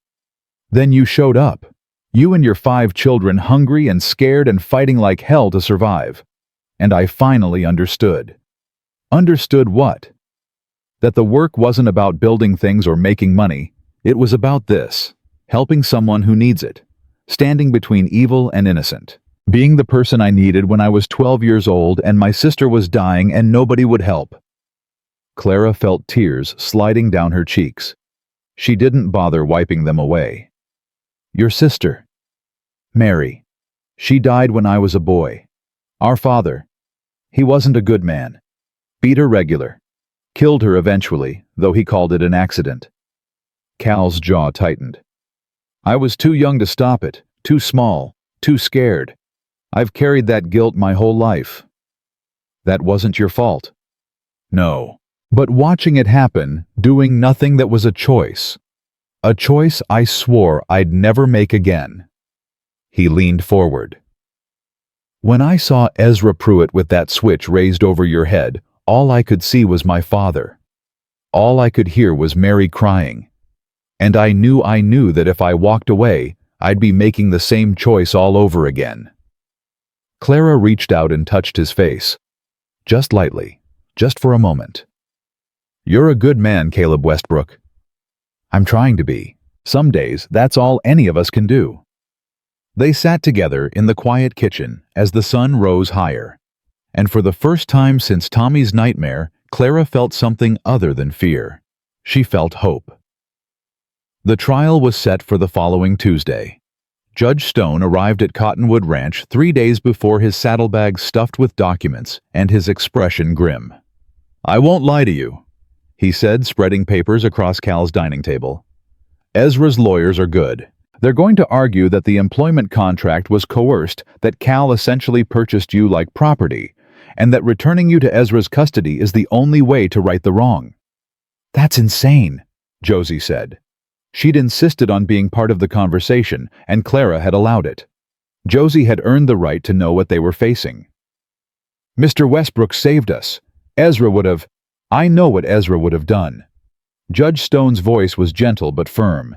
The question is whether we can prove it to a jury. What about the forged marriage contract? Clara asked. Cal said it was obviously fake. Obviously to anyone who knows Samuel's handwriting. But the jury won't know that. They'll see a document with signatures and witnesses and official-looking stamps, and they'll have to decide who's lying, you or Ezra. Ezra's lying. I believe you, but belief isn't evidence. The judge pulled out another stack of papers. That's why I've been busy. I've got depositions from 3 people who claim Ezra pressured them into signing as witnesses to documents they never actually saw. I've got bank records showing he paid Sheriff Cobb substantial sums over the past 2 years. And I've got something else. He laid a single sheet of paper on the table. What is that? Cal asked. A letter, written by Martha Hollister, Clara's sister, 2 months before she died, found hidden in the floorboards of Ezra's house by a maid he fired last year. Clara's hand trembled as she picked up the letter. The handwriting was unmistakably Martha's neat, precise, heartbreakingly familiar. My dearest Clara, she read aloud. If you're reading this, something has happened to me. I pray I'm wrong. I pray I'll find this letter myself someday and laugh at my own foolishness. But I know my husband. I know what he's capable of. And I know he will come for you next." Clara's voice broke. She couldn't continue. Josie took the letter from her mother's hands and kept reading. "Ezra married me for father's land, but he wanted you. He always wanted you. He told me once when he was drunk that he'd made a mistake choosing the older sister. That you were prettier, younger, more moldable." Josie's voice shook with fury. "He's been waiting, Clara. Waiting for his chance. If anything happens to me, if I die suddenly or disappear, know that it was him. And run. Take your children and run as far as you can. Don't let him near your daughters. Don't let him touch them. He's not the man he pretends to be." "She knew," Clara whispered. "Martha knew what he was, and she tried to warn me." "She died before she could send the letter," Judge Stone said. "Fell down the stairs according to Ezra, just like he claimed. He killed her. Almost certainly. But we can't prove that either. What we can prove with this letter and the other evidence is that Ezra Pruitt has been planning this for years. That he has a pattern of manipulation and fraud. That the marriage contract is part of a long-term scheme to acquire your family's property and your person." Cal slammed his fist on the table. "Then let's destroy him. Take all of this to the jury and bury him." "It's not that simple." Judge Stone gathered the papers carefully. "Judge Harrison, the man presiding over the trial, owes Ezra money. A lot of money. He's not going to let us present this evidence unless we force his hand." "How do we do that?" "By making it impossible for him to ignore. If we can get the territorial governor involved, if we can make this case visible enough that Harrison can't rule in Ezra's favor without destroying his own career." The judge paused.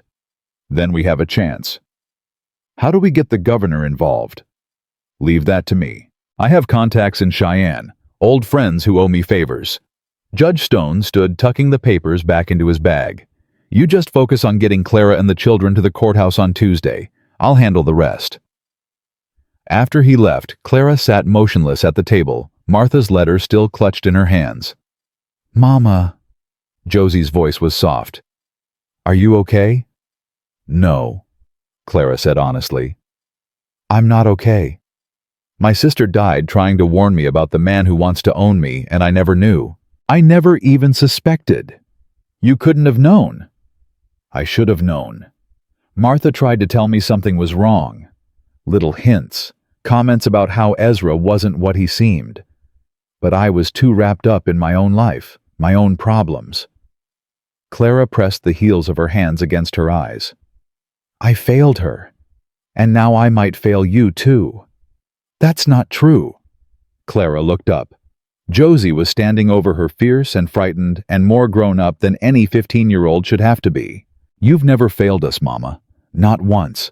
When Papa died and we had nothing, you kept us alive. When Ezra came threatening, you fought back. When Mr. Westbrook offered help, you were smart enough to take it." Josie knelt down, taking her mother's hands. "You're the strongest person I know, and whatever happens Tuesday, we're going to face it together, all of us." Clara pulled her daughter into her arms and held on tight. "When did you get so wise?" "I learned from watching you." The night before the trial, Clara couldn't stay in her room. The walls felt like they were closing in, and every time she closed her eyes, she saw Ezra's face. She found herself on the porch, wrapped in a blanket, watching the stars wheel overhead. The cold bit at her cheeks, but she didn't care. At least out here she could breathe. Couldn't sleep either. Cal's voice came from the shadows. He moved to stand beside her, his breath pluming white in the frigid air. "I keep thinking about Martha," Clara said. "About what she wrote in that letter. She knew she was going to die. She knew Ezra would kill her, and she stayed anyway. Maybe she thought she could manage him, keep him happy enough to stay safe. Maybe. Or maybe she was trapped, like I would have been if you hadn't come." Cal was quiet for a moment. Then he said, "Can I tell you something?" "Of course." "I'm scared." Clara looked at him surprised. Cal Westbrook always seemed so steady, so sure of himself. She'd never imagined him being afraid of anything. "Scared of what?" Of tomorrow. Of losing. He turned to face her, his expression raw. Of what happens to you and those children if Ezra wins. We'll run. If we have to. Take the children and disappear. That's not a life, Clara. Always running. Always looking over your shoulder. The children deserve better than that. They deserve to be safe. If running keeps them safe, then that's what we'll do. And what about what you deserve? Clara laughed, but there was no humor in it. I stopped thinking about what I deserve a long time ago. All that matters now is my children. You matter too. Cal's voice was rough. You matter to me. The words hung between them heavy with meaning. Clara felt her heart hammering against her ribs. Cal, I know I shouldn't say it. We've got a contract and arrangement. This is supposed to be business. He stepped closer, and suddenly the cold didn't seem so bitter. But somewhere along the way, it stopped being business. At least for me. When? The first night. When you stood on your porch with a rifle and told Ezra you'd rather die than let him take your children. I looked at you and I thought, there's a woman worth fighting for. Clara's eyes burned. You barely knew me. I knew enough. I knew you were brave and stubborn and beautiful and fierce. I knew you'd walk through fire for those kids. I knew. He paused, struggling with words that didn't come easy. I knew I wanted to be part of whatever came next. Whatever fight you were facing, I wanted to face it with you. Even if we lose tomorrow. Even then. Win or lose. Clara, I'm not going anywhere. Not unless you send me away. Clara reached up and touched his face. His skin was cold from the night air, but his eyes were warm. I'm not sending you anywhere. Cal leaned down and kissed her. It was gentle at first. Tentative. A question more than a statement. Clara answered it by rising on her toes and pressing closer, her hands fisting in the front of his coat. The kiss deepened. All the fear and uncertainty of the past weeks poured into it, along with something else. Something that felt like coming home. When they finally broke apart, both of them were breathing hard.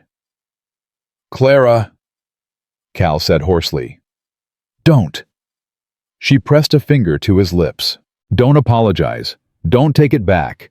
Whatever happens tomorrow, I wanted this. I wanted you. And after tomorrow? After tomorrow, we figure out the rest. Together. They stood on the porch until the cold finally drove them inside. At the door, Cal paused. Get some sleep. You're going to need your strength. So are you. I'll sleep when Ezra Pruitt is behind bars and you're free. He touched her cheek just lightly. Good night, Clara. Good night, Cal. She went to her room and for the first time in weeks slept without nightmares. The courthouse in Silver Creek was packed.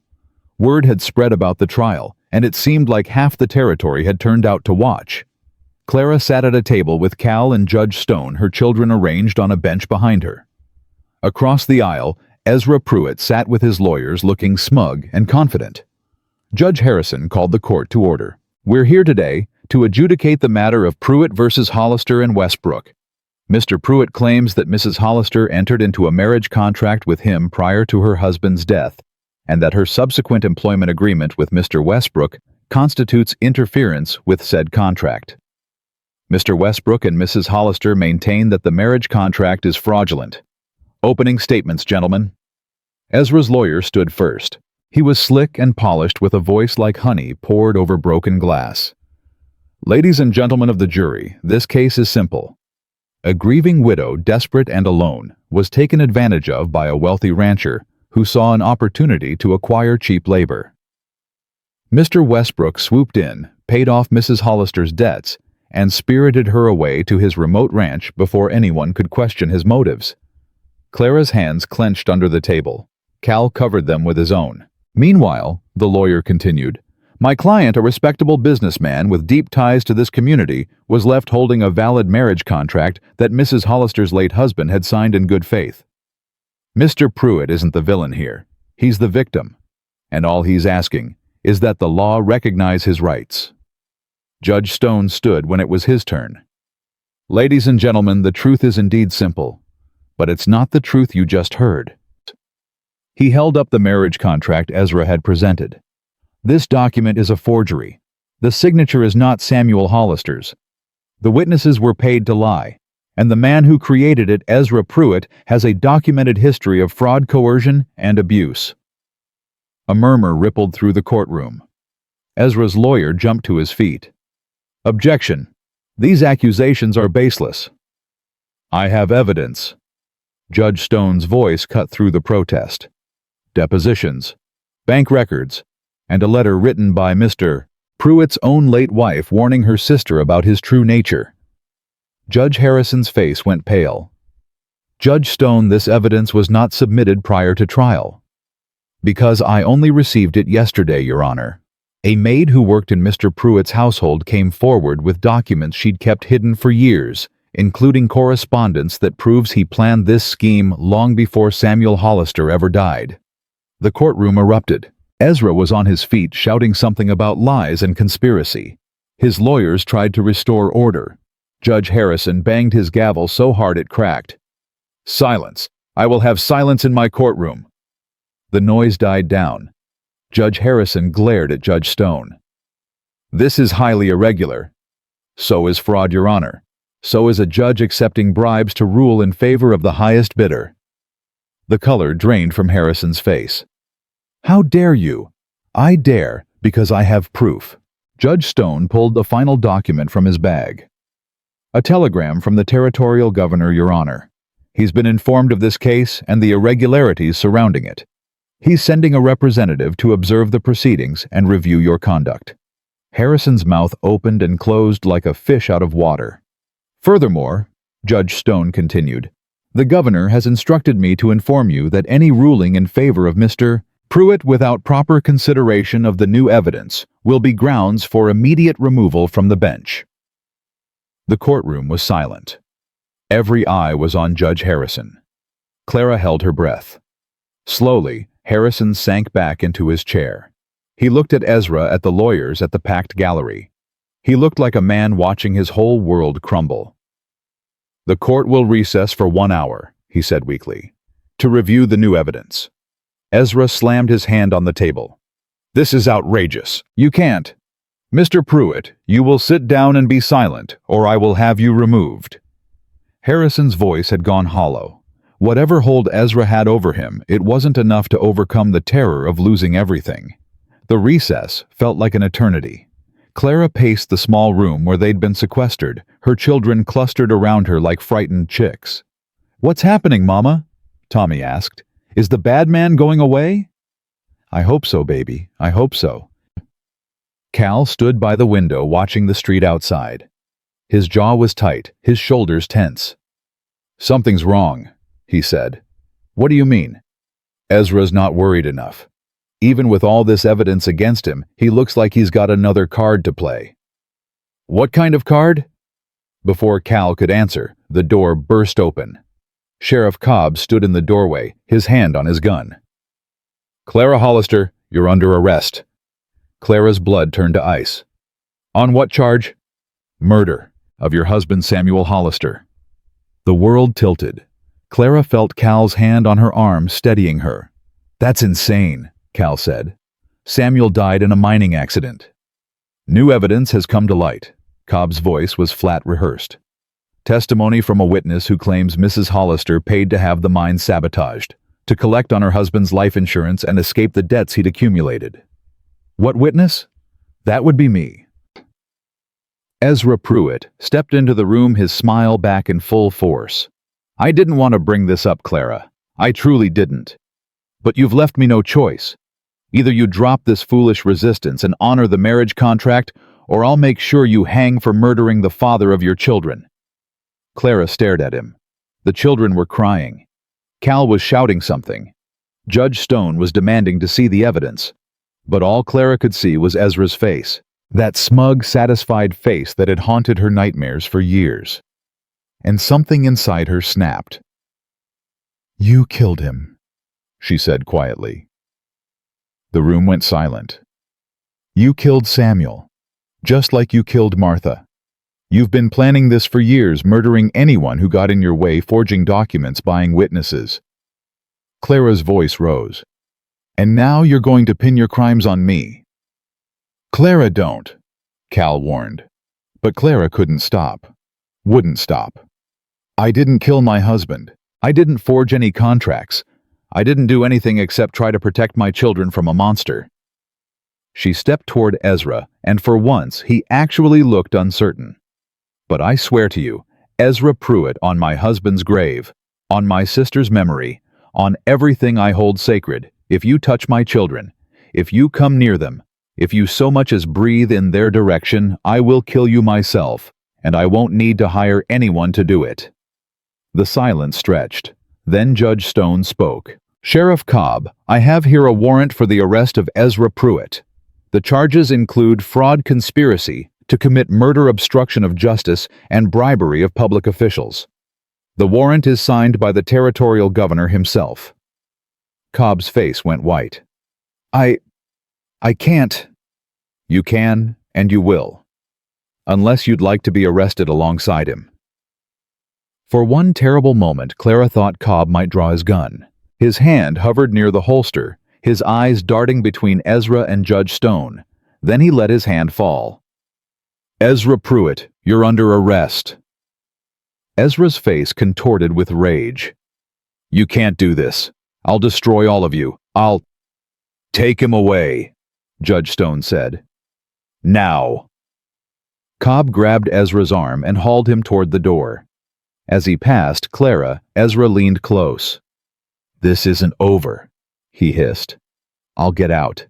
And when you do, I'll be waiting. Clara's voice was steady now, calm. I'm not afraid of you anymore, Ezra. I never should have been. They dragged him out. His screams echoed down the hallway, growing fainter, until finally there was silence. Clara's legs gave out. Cal caught her before she hit the floor. It's over, he said. It's over, Clara. You're free. Free. The word didn't feel real. But then Tommy was in her arms, and Josie and Emmy and Prue and Opal, all of them crying and laughing and holding on like they'd never let go. And Clara finally let herself believe it. She was free. Part 5. Lưu ý Việt Varnomaisarns 400 to liên kết liên mạch với các phần trước trong câu chuyện phả hội thoại, tạo thành một câu chuyện liền mạch khi ghép lại. Mỗi phần liền mạch với phần trước, không giới thiệu lại câu chuyện ở đầu phần mới. Liên kết các phần của câu chuyện một cách liền mạch. Sử dụng câu chuyện tiếp giữa các phần. Duy trì chủ đề. Tránh ngắt quãng đột ngột, không sử dụng gạch đầu dòng hoặc tiêu đề phụ phong cách kể chuyện Mỹ Hoa Kỳ, giống văn giàu cảm xúc chân thực và gần gũi, mô tả cảnh ít tập trung vào hành động cảm xúc. Kẻ theo ngôi thứ ba giữ độ kịch tính, không viết lan mạn. Kết thúc dùng câu khẳng định mạnh để khép lại câu chuyện rõ ràng, trọn vẹn. Lưu ý trả lời trong mục tin nhắn, không nhảy sang mục document 12. The weeks that followed. Ezra's arrest passed in a blur of legal proceedings and quiet healing. Clara testified 3 times. Once before the grand jury that indicted Ezra for Martha's murder. Once before the tribunal investigating Sheriff Cobb's corruption. And once before the territorial court that stripped Judge Harrison of his position and sentenced him to 5 years in prison for accepting bribes. Each time she told the truth. The whole truth.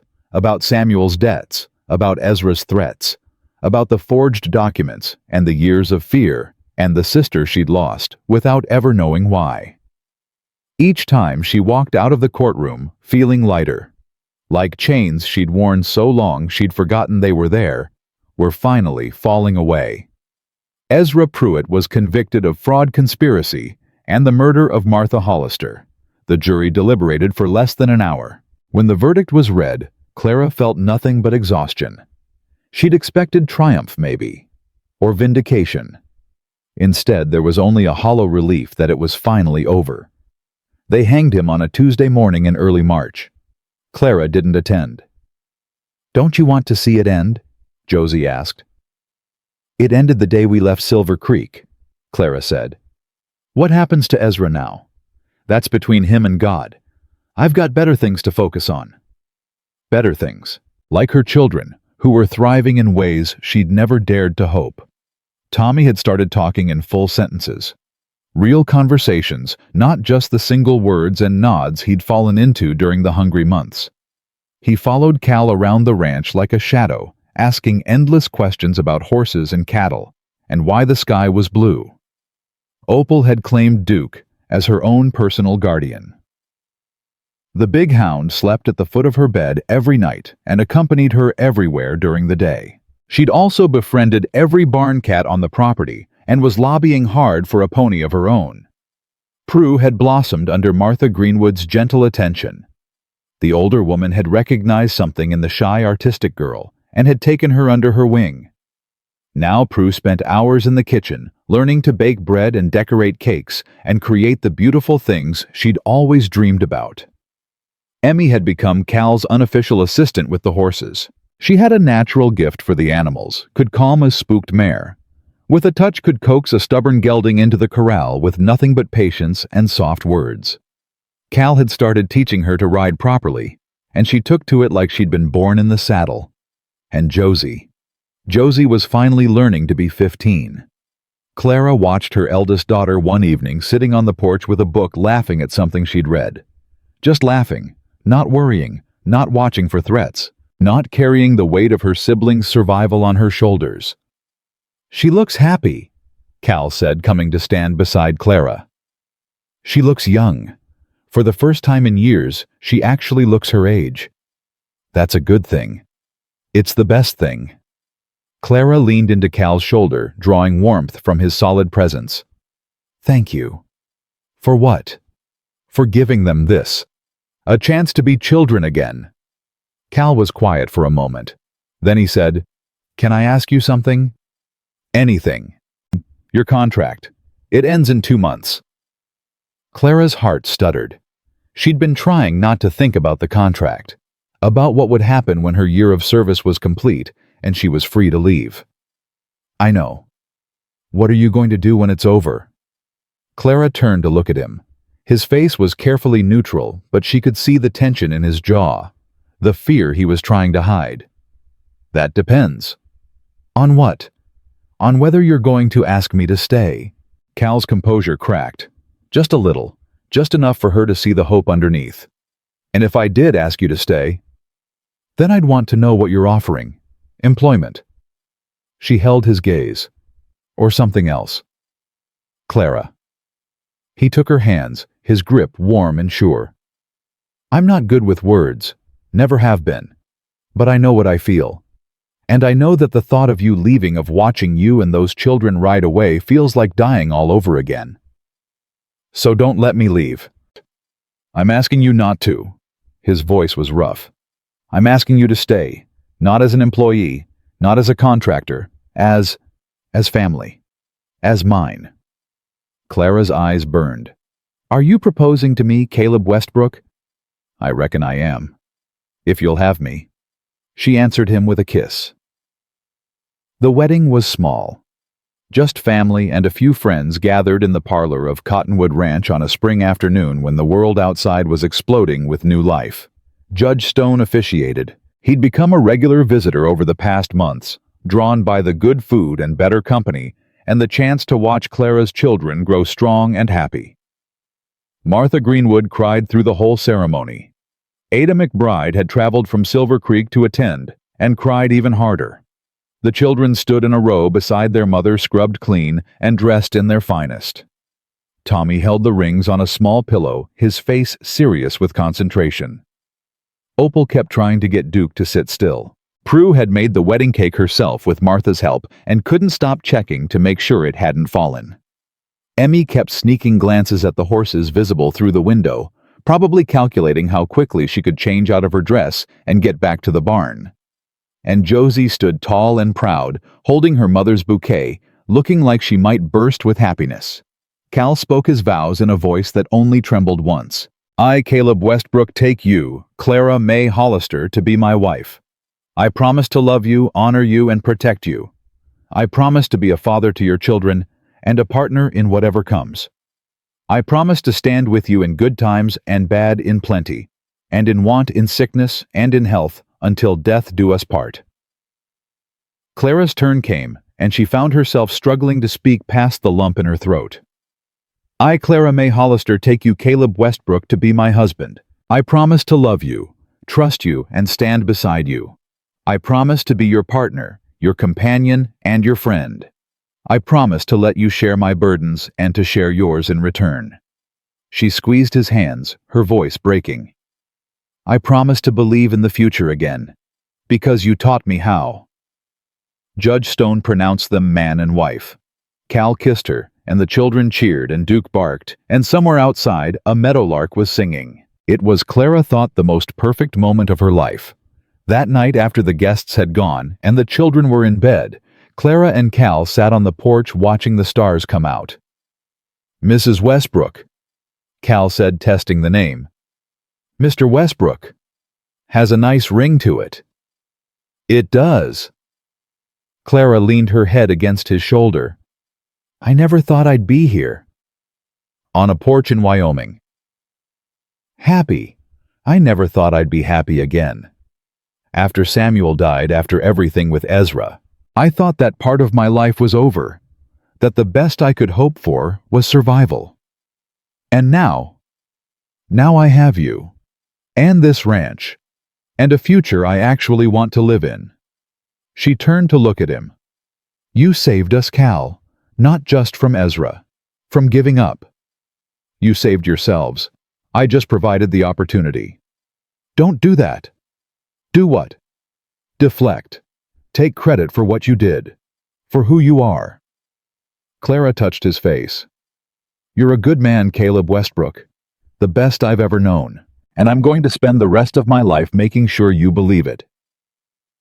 Cal pulled her close, and they sat together in the darkness watching the stars wheel overhead. Clara, yes, I love you. The words were simple, unadorned, and more powerful than any poetry ever written. I love you too. Spring turned to summer, summer to fall, fall to winter again. The ranch thrived under Cal and Clara's joint management. Clara took over the household completely, freeing Martha Greenwood to retire to a small cottage on the property where she could garden and bake and spoil the children whenever she pleased. Cal expanded the cattle operation, bringing on 2 new hands to help with the growing herd. One of them, a young man named Daniel, developed an obvious crush on Josie, which Cal dealt with by assigning him to the farthest pastures whenever possible. He's not good enough for her, Cal grumbled one evening. He's a perfectly nice young man. She's 15?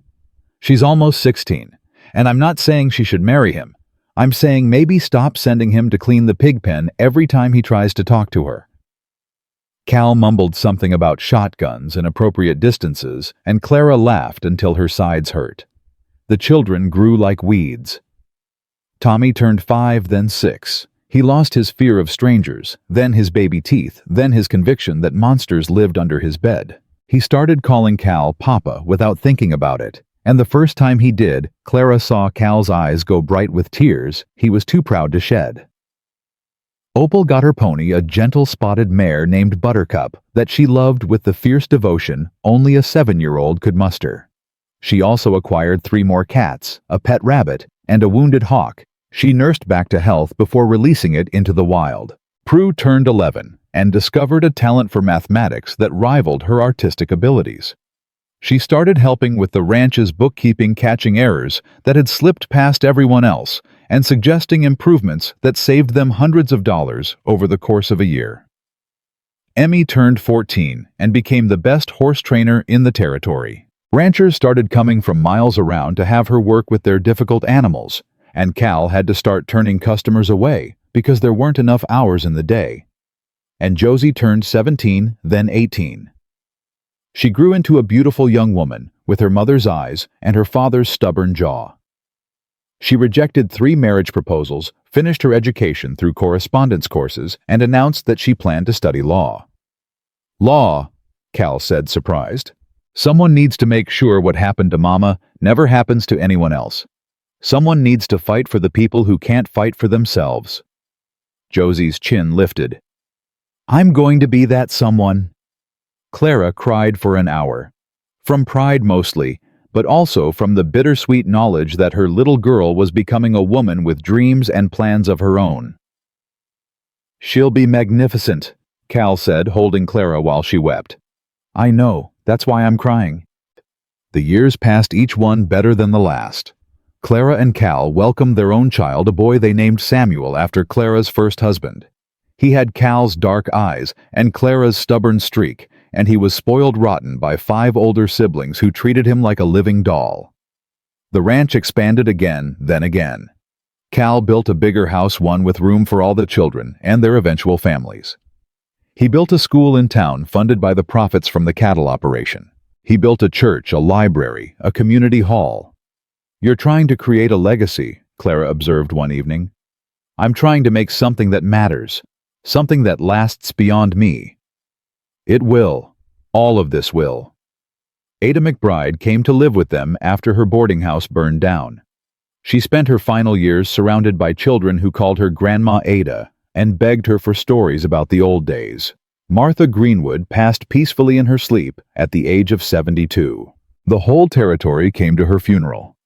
Prue gave the eulogy, speaking through tears about the woman who had taught her that gentle strength was the most powerful force in the world. Judge Stone retired and moved to a small cabin in the mountains where he spent his days fishing and his evenings writing his memoirs. He dedicated the book to Clara Westbrook, the bravest woman I ever knew. Clara read that dedication and wept. She seemed to do a lot of weeping these days, the good kind born of gratitude and joy, and the overwhelming realization of how far they'd all come. "Mama?" Clara looked up from the letter she was reading. Josie stood in the doorway. No, not Josie anymore. Josephine Westbrook, Esquire. The first female lawyer in Wyoming Territory. 23 years old, and already making a name for herself defending women and children who had no one else to turn to. "What is it, sweetheart?" "There's someone here to see you. A woman and her children. They're in trouble." Clara set down the letter and stood. Some things, it seemed, never changed. "Tell me." "Her husband died. She's got debts she can't pay. A man in town is trying to force her to marry him or take her children." Clara's jaw tightened. A familiar anger stirred in her chest, old but not forgotten. "Bring her in. And put coffee on." "Already done." The woman who entered the parlor was young, maybe 25. Thin and frightened and clutching the hands of 2 small children who looked at Clara with the same hollow eyes she remembered seeing in her own mirror all those years ago. "Mrs. Westbrook, I'm so sorry to bother you. I didn't know where else to go." "You're not bothering me." Clara gestured to the sofa. "Sit down. Tell me everything." The woman told her story. It was different from Clara's in the details, but identical in its essence. A dead husband. A predatory man. A system that favored the powerful over the vulnerable. Children caught in the middle, terrified and hungry and desperate. Clara listened without interrupting. When the woman finished, tears streaming down her face, Clara took her hand. "What's your name?" "Sarah. Sarah Mitchell." "Sarah, listen to me carefully. You're not alone anymore. Whatever that man has threatened, whatever he's done, it ends today. My daughter is a lawyer. My husband is the most respected rancher in the territory. And Clara's voice hardened with the steel that had carried her through fire and loss and the darkest moments of her life. "I am a woman who knows exactly what you're facing, because I faced it too. And I won." How did you survive?" "By refusing to give up. By fighting when fighting seemed impossible. By accepting help when it was offered and trusting that not everyone in the world wanted to hurt me." Clara squeezed her hand. "Can you do that, Sarah? Can you trust me?" Sarah Mitchell looked at this woman. This legend, she'd heard stories about this widow who had stood against corruption and one who had built a family and a fortune and a legacy from nothing but courage and determination. "Yes," she whispered. "Yes, I can trust you." "Good. Then let's get to work." That evening, after Sarah and her children had been fed and settled into guest rooms, after Josie had drawn up papers, and Cal had sent riders to town with messages for the sheriff, Clara stood on the porch and watched the sun set over the mountains. Cal came to stand beside her as he always did. "Another one," he said. "Another one. You can't save them all, you know." "No, but I can save this one, and the next, and the one after that." Clara leaned into his shoulder. "Every person we help, every woman we protect, every child we feed, that's a victory. That's the legacy we're building. Not the ranch or the cattle or the money. This." "Josie's already planning to take the case." "I know. She's magnificent." "She learned from her mother." Clara smiled. "She learned from all of us. From you, from Martha, from Judge Stone. From everyone who showed her that good people exist and that fighting for what's right is worth the cost."